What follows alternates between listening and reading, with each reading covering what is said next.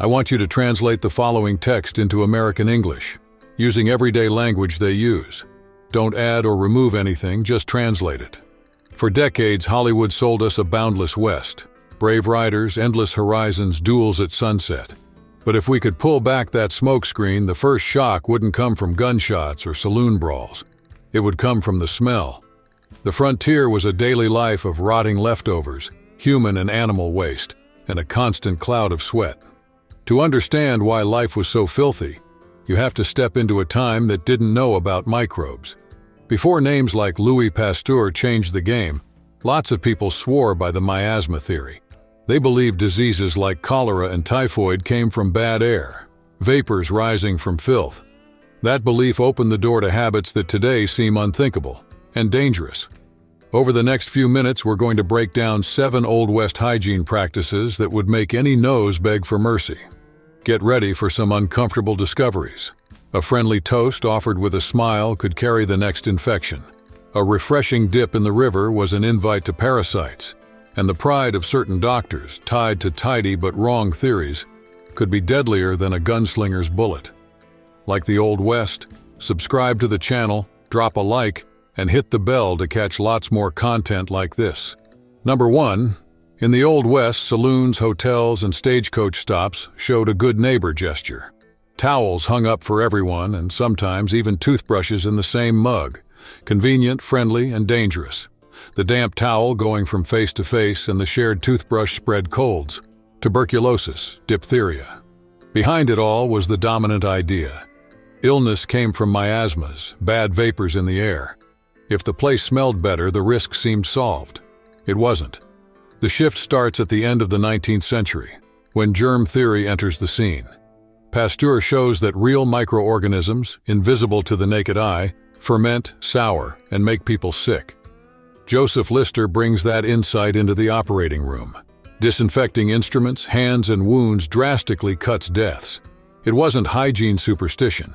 It was method, testing, repetition. From that foundation came a practical revolution. Cities installed treated water and sewer systems. Hospitals standardized cleaning and sterilization. The habit of washing hands gained a purpose. Vaccines started training the body before disease arrived. Daily life changed without fanfare. The glass you fill at the tap, the bathroom sink, the sealed syringe, they're all direct heirs of that shift. So when you think modern comfort, it's worth tweaking the list. The real luxury isn't in shiny metal or a glowing screen, but in the quiet fact of being clean and safe. Thanks for sticking with us to the end. If this trip into the past made you look at the faucet and soap with fresh eyes, hit like and send this video to that person who always says, "That's just being fussy."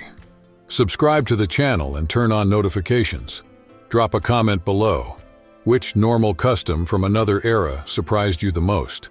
We read everything and might bring it in the next episode. See you soon. Number 2. The blacksmith's chair. When there were no dentists, pain ended up in the workshop or the barbershop.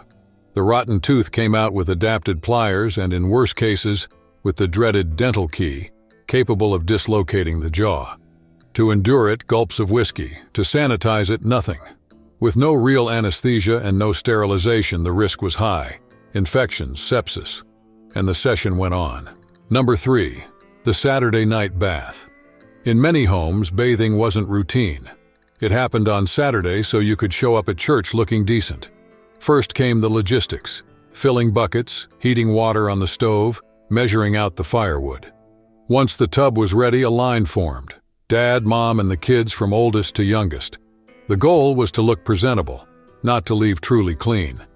In the end, the water turned into a lukewarm broth of sweat and skin. In that mix, fungi, lice, and microbes moved from body to body, paving the way for itching and infections. Number 4. On the frontier, a bathroom meant an outhouse. A little board shack over a hole. No plumbing, no sewage, just bad smells and flies. In winter, the waste hardened and formed a cone that reached the seat. Someone would go in with a stick and break the ice. Toilet paper? Rare. People used leaves, handfuls of grass, catalog pages. And when there was nothing else, a dried corn cob, rough enough to cause cuts and invite infections. The worst, though, came from the science of the time. Miasma theory said to keep the outhouse away from the house to cut the stench. The result? It often ended up closer to the well or creek than it should have. The pit leaked, the water got contaminated with fecal bacteria, and what seemed sensible turned into a trap. Cramps, dysentery, fever, deadly dehydration. In a few days, whole families fell, and the road west gained yet another line of crosses on the horizon. Before we continue, go ahead and click subscribe and turn on the bell. That way, each new chapter reaches you right on time and nothing on this journey slips by. Number 5. Out on the vast frontier, there were hardly any trained doctors. That gap made room for patent medicines sold from wagons and shop windows, with promises to cure everything: cancer, tuberculosis, baby colic, and women's troubles. People didn't buy just out of gullibility. They bought because official medicine of the time was harsh and often ineffective. Bloodletting, induced vomiting, and skin-burning ointments were common practices. The quick effect of those tonics had a reason. They carried dangerous, addictive, totally legal substances.